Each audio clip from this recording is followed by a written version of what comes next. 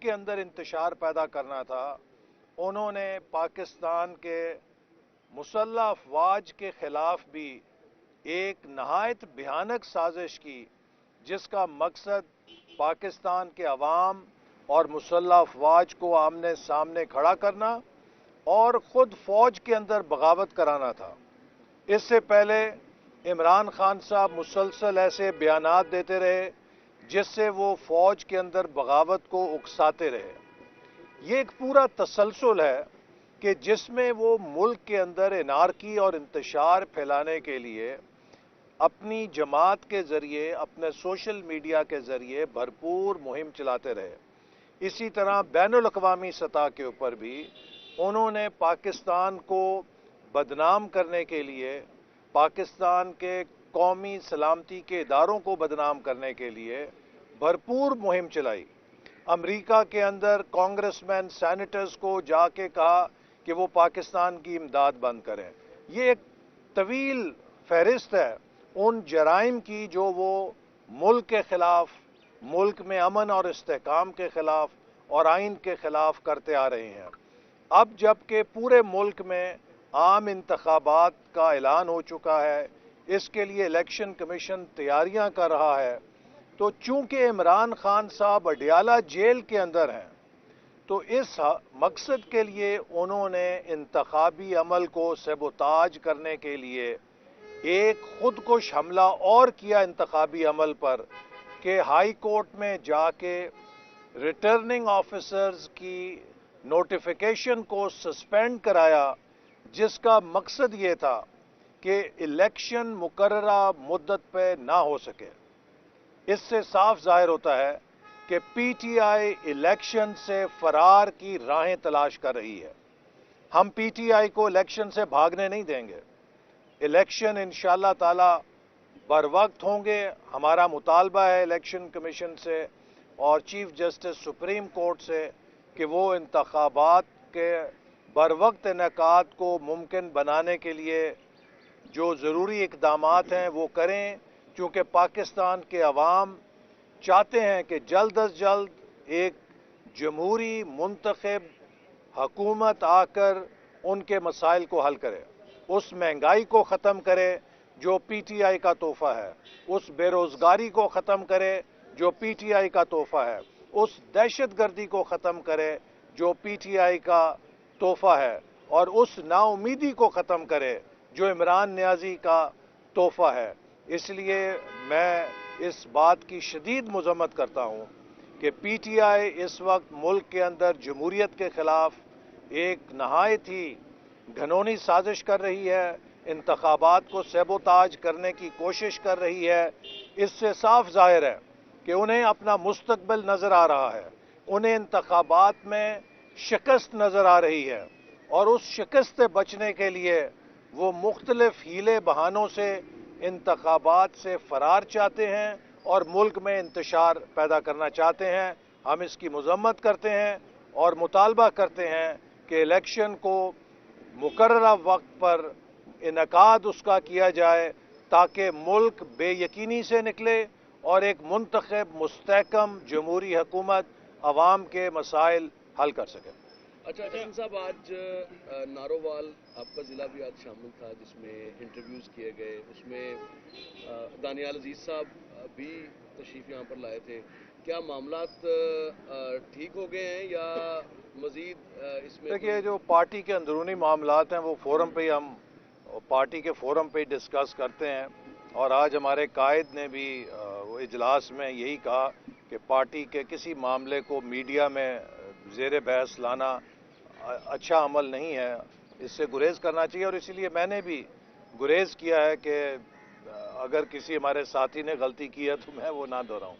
اچھا حسن صاحب، آپ نے کہا کہ پی ٹی اے جو ہے وہ الیکشن سے فرار چاہتی ہے، جبکہ پی ٹی اے کا موقف ہے کہ ہم شفاف الیکشن چاہتے ہیں، ہماری مقبولیت اتنی زیادہ ہے، ہمیں بھاگنے کی ضرورت نہیں۔ کیا آپ اس ان کے موقف سے جو ہے وہ اتفاق کریں گے؟ دیکھیے، میں سمجھتا ہوں کہ الیکشن کے عمل کو، جس کے لیے 54 دن کی ریکوائرمنٹ ہے، آئین اور قانون کے مطابق انتخابات سے پہلے 54 دن کی مدت ہے جو الیکشن شیڈیول دیتا ہے۔ اب اس موقع پر रिटर्निंग ऑफिसर्स की तकर्री को रोकने का मकसद है कि आप उस 54 दिन की मुद्दत को सबोताज कर रहे हैं, निशाना बना रहे हैं, और इसका फिर नागुज़ीर नतीजा ये निकलेगा कि इलेक्शन कमीशन को वो 54 दिन पूरे करने के लिए 8 जो फरवरी की तारीख है उससे इंतखाबात को आगे लेके जाना पड़ेगा। तो ये उनका कहना कि वो शफाफ इलेक्शन चाहते हैं, ये एक बहाना है, और मैं समझता हूं कि असल बात यह है कि वो इंतखाबात से खौफजदा हैं, उनको उम्मीदवार नहीं मिल रहे। क्या ये हकीकत नहीं है कि पीटीआई के तमाम एमएनए एमपीए, उनकी बहुत बड़ी वाज़ेह अक्सरियत, तकरीबन 90% पीटीआई के एमएनएज और एमपीएस पीटीआई को छोड़ चुके हैं, और यही वजह है कि अब वो बौखलाहट का शिकार है। हमने भी बदतरीन इंतकामी कार्रवाई का सामना किया था। इमरान खान के दौर में हमारे लिए भी सूरज सवा नेज़े के ऊपर खड़ा था, लेकिन अल्हम्दुलिल्लाह मुस्लिम लीग नून के एमएनए, एमपीए, हत्ता ये कि बल्दियाती नुमाइंदे भी, काउंसलर तक, सब चट्टान बन के उस जुल्म के सामने खड़े रहे। चूँकि असल और नकली में यही फ़र्क होता है। जिन लोगों का नाम अभी किसी एफआईआर में नहीं था, सिर्फ अफवाही उड़ी है कि फलाने का नाम भी एफआईआर में है, तो वो भी तौबा तायब हो गया पीटीआई से। तो जब पीटीआई की ये सूरत हाल है तो वो इलेक्शन जीतने का तो ख्वाब देख सकती है, हकीकत में उनको अपना अंजाम नजर आ रहा है, शिकस्त नजर आ रही है, इसीलिए वो फरार हासिल कर रहे हैं। असली इकबाल साहब, जो पहले जो है वो जजेस ही इलेक्शन करवाते रहे और डीआरओज और आरओज जो है वही होते थे। पिछली दफा इनकार किया अदलिया ने तो उसकी वजह से जो है वो हो गया। तो आप इसकी हिमायत करते हैं कि इंतजामिया देखिए, जो चूंकि इंतखाबात के अमल को बर वक्त होना चाहिए, और इसके लिए जहाँ तक हमारी मालूमात हैं, इलेक्शन कमीशन ने पहले जुडिशरी से राब्ता किया और उनके इनकार के बाद उन्होंने इंतज़ामी अफसरों की तकर्री की है। तो लिहाजा अगर वो ऐसा ना करते तो फिर तो मुल्क के अंदर इंतखाबात ही नहीं हो सकते थे। और माजी में भी जो इंतज़ामी अफसरान हैं वो इंतखाबी ड्यूटीज़ सरअंजाम देते रहे हैं। ये पहली दफ़ा नहीं हो रहा कि किसी इलेक्शन में इंतज़ामी अफसरान की ड्यूटियां लगाई गई हैं। हमने इससे पहले कई ज़िमनी इलेक्शंस में देखा है कि इंतज़ामी अफसरों को returning officer, district returning officer लगाया गया, और ख़ुद पीटीआई के दौर में हुआ, लेकिन उस वक्त तो पीटीआई ने कभी उस पर इतराज़ नहीं किया था।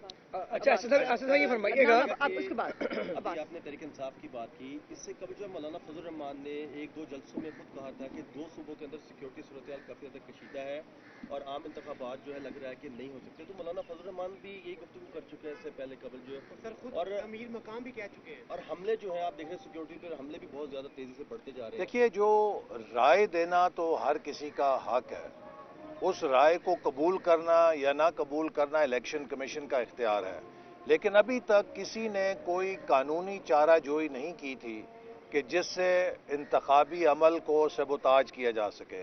ये पीटीआई का एक बाज़ाब्ता और बाकायदा हमला है इलेक्शन के इनेकाद के ऊपर 8 फरवरी को, और पीटीआई ने इस कानूनी तरीके से, चूँकि वो माजी में भी इसी तरह फॉरेन फंडिंग केस में, इसी तरह तोशाखाना केस में, हर केसेस में वो कानूनी सहारे तलाश करके अपना एजेंडा पूरा करती है, और बदकिस्मती से इस दफ़ा फिर उसने अपने सियासी एजेंडा को पूरा करने के लिए अदलिया का कंधा इस्तेमाल करने की कोशिश की है। अच्छा साहब, ये फरमाइएगा कि जिस तरह आपने कहा कि ताखिर के शिकार हो सकते हैं, अगर ताखिर का शिकार हुए तो क्या नून लीग, पीपल्स पार्टी और तमाम जो सियासी जमातें हैं वो कंटेनर्स पर आ जाएंगी कि इलेक्शन होनी चाहिए? देखिए, इलेक्शन के बारे में तो कोई राय नहीं है। जैसे मैंने आपसे कहा कि इलेक्शन शेड्यूल के 54 दिन हैं, और उन 54 दिनों के शेड्यूल को, 54 डेज के शेड्यूल को आप कंप्रेस नहीं कर सकते। ये आईनी और कानूनी तकाजा है।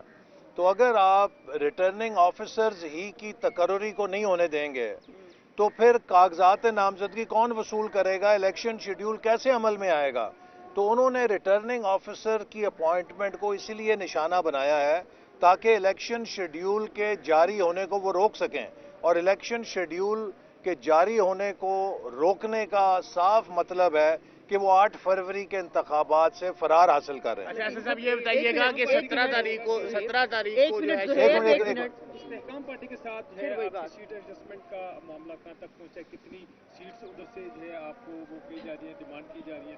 दूसरा ये इस वाले रिटर्निंग ऑफिसर के हवाले से सियासी जमातों का एक हमें इकट्ठ नजर नहीं आ रहा है, इंडिविजुअली आवाज उठा रहे हैं, कोई यकजा भी होने का प्रोग्राम है इस इशू पे?